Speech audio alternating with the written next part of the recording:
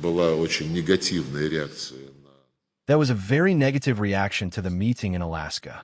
European leaders immediately rushed to Washington and tried, by demonstrating their loyalty, yet at the same time using sophisticated methods to prevent the Trump administration from moving towards real regulation, rather than simply increasing sanction pressures, which to this day bear no real meaning and have no decisive influence on Russia's economy.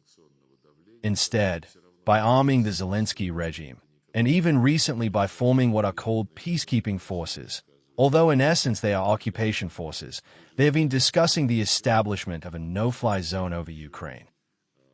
They are now even discussing whether objects flying over Ukraine can be shot down from the territory of neighboring countries, or whether they must wait until these objects actually approach the border. You know, this reminds me of our great satirical writers, Ilf and Petrov. In one of their novels, they described how, at the dawn of Soviet power, people would gather in public places and begin discussing world politics, of France, of Britain, and of the newly formed Soviet Union. These writers characterize such people as armchair strategists, individuals who bear no responsibility, yet who enjoy portraying themselves as major figures, enthusiastically discussing issues that they are completely incapable of doing anything about. Europe is clearly trying, quite rudely, to reclaim a place at the negotiating table. But since it takes a stance of revanchism and insists on inflicting a strategic defeat on Russia, such a place at the negotiating table has no meaning, because under such conditions there can be no negotiations. European leaders are now openly discussing deploying their contingents to Ukraine, which, if they do so, will be considered legitimate military targets. At the same time, they attempt to promote so-called security guarantees for Ukraine, guarantees formulated without our participation and openly designed in terms of creating military threats against the Russian Federation. Just imagine if part of Ukraine were to become a territory where these so-called peacekeepers are deployed, and for this territory, this former Ukraine, Western-backed security guarantees are applied against the Russian Federation. This could mean only one thing, that the West has once again occupied Ukraine. If there are no changes in Ukrainian legislation, it will mean that in this Western-occupied Ukrainian territory, Western military units will stand guard over the Nazi regime. And it will mean that in this territory the laws enforced will prohibit the use of the Russian language in all spheres of life and prohibit the canonical Ukrainian church. This is what the West now defends, and this is what it seeks to achieve. And we will continue to insist that, of course, genuine security guarantees are necessary. We sought them in February 2014. And 1 year later, when the Minsk agreements were signed and endorsed, that the UN security guarantees must fully comply with the Western obligations set out both in the UN Charter and in consensus-based documents of the Organization for Security and Cooperation in Europe, those adopted in Istanbul in 1999 and in Astana in 2010. These security guarantees, as agreed, must rest on the principle of the indivisibility of security, which states that no country has the right to increase its own security at the expense of the security of another. And yet, this is precisely what the West is attempting to do in Ukraine now, trying, in vain, to save it from complete collapse. Ukraine is the only country that has banned a foreign language. No other country in the world has legally prohibited a language. Hebrew is not banned in the Palestinian territories or other Arab countries. Arabic is not prohibited in Israel. However, in Ukraine, Russian is banned. When I asked Mr. Guterres whether the declaration I had mentioned, one that emphasizes respect for the principle of self-determination of peoples, was included among the resolutions which the Secretary-General is obligated to implement, he avoided giving a direct answer. In his statements, as well as in those of his official representatives, he continues to insist upon and promote a resolution of the Ukrainian crisis based on so-called international law, the UN Charter, and the principle of Ukraine's territorial integrity. This clearly highlights the failure of the senior staff within the UN Secretariat to adhere to the organization's founding requirements and its charter. More recently, at the end of August, Mr. Guterres condemned the Russian attack on Ukrainian cities. And every time Ukraine and its European allies launch accusations, throwing tantrums and declaring that Russia is targeting civilians and destroying civilian infrastructure. We see the Secretariat supporting such claims, along with the West and Ukraine. They then demand that Russia must be punished in some form. Yet the Russian army has never intentionally targeted civilians or civilian objects. For every such accusation, we have asked the same question: where is the evidence? Where are the facts? Show us the proof. It is actually Ukraine and its forces who deliberately targeted shops, schools, and other essential civilian facilities, destroying them, capturing civilians, and taking them hostage.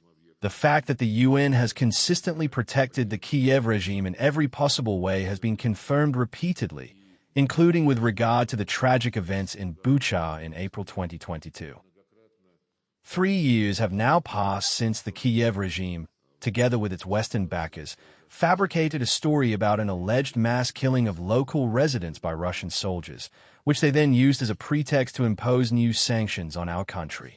I repeatedly contacted Mr. Guterres about this matter, and we even submitted an official letter to the Office of the United Nations High Commissioner for Human Rights, requesting their assistance in providing information on the investigation of that alleged incident, an incident that the West turned into a tragedy in April 2022. Several formal inquiries were also sent to Mr. Turk, the Commissioner of the United Nations Human Rights Council. The last such request was made in September 2024. Almost a full year later, only in July of this year, we received a response. That response contained very curious information. According to it, the Office of the UN High Commissioner for Human Rights reviewed our request and concluded that the requested information could not be disclosed, since revealing it would allegedly violate confidentiality obligations to third parties and could potentially compromise the security of UN operations. If anyone here is able to make sense of such an answer, then I envy them. But one thing is absolutely clear. The UN Secretariat has no desire to expose those responsible for orchestrating this stage drama. I personally addressed Mr. Guterres, both in private conversations and publicly during a meeting of the Security Council. He simply lowered his eyes in shame. I believe this is a disgrace, not only for the Secretary-General himself, but for the entire UN Secretariat. We are not talking about territories here. We are speaking about the lives of people whose ancestors have lived and worked on these lands for centuries, who built the cities, the ports, the factories, and the railways. And yet, the regime currently in power has branded these very people as subhuman. Recently, efforts to promote a resolution of the Ukrainian crisis have intensified. We welcome these aspirations from our partners, including those from the global South and East, such as the People's Republic of China and Brazil. We also value the role of the Friends of Peace group on Ukraine, which was created by Beijing and Brasilia. We also welcome the earlier initiatives undertaken by the African group, led by the Republic of South Africa. There are several other important efforts to mention, not least the appeals at the very beginning of this conflict, such as the expressions of interest from the Arab League. Additionally, we are now observing with interest that the new administrations in Washington are beginning to recognize the importance of resolving the crisis through a focus on its root causes and by taking steps to eliminate those causes. The Americans understand that those who, in protest against the Nazi regime that oppresses them, cast their votes in referendums to join or rejoin the Russian Federation will never again accept living under the yoke of the current Kyiv authorities.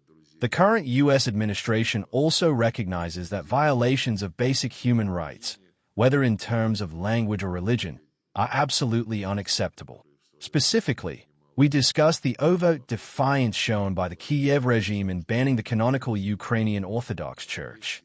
At the same time, we must note the destructive role being played by those who seek to prevent Western powers from pursuing a constructive course. By the way, when I made this point, I referred to the People's Republic of China. We need to encourage China to pursue a path that is free of confrontation. But of course, this will also depend heavily on the course taken by America and Europe. Some are clearly encouraging the United States and Europe to turn against the People's Republic of China, provoking a division of power or even escalating the situation further. This is typical behavior for various con men and reckless adventurers. We tried to negotiate sincerely, both in 2014 and again in 2015. These negotiations led to the signing of agreements, as I have already mentioned. But we were grossly misled, deliberately deceived, and without the slightest remorse. And now, once again, we are being told the same things by our so-called partners. Just a week ago, on September 10th, the Ukrainian Defense Minister and former Prime Minister, Shmyhal, was asked about the possibility of negotiations. He answered, and I quote, "Currently, there are no conditions. We must work together to increase sanctions pressure, and we need all the necessary weapons." It is obvious that both the Europeans and the Kyiv regime are now trying to persuade Donald Trump to abandon peacekeeping efforts, to return to policies of open confrontation with Russia, and essentially to transform Biden's war into Trump's war. Many European leaders are clearly very concerned about this, particularly in Paris, Berlin, London, and Brussels. And the European Union and NATO are acting accordingly, based on this realization.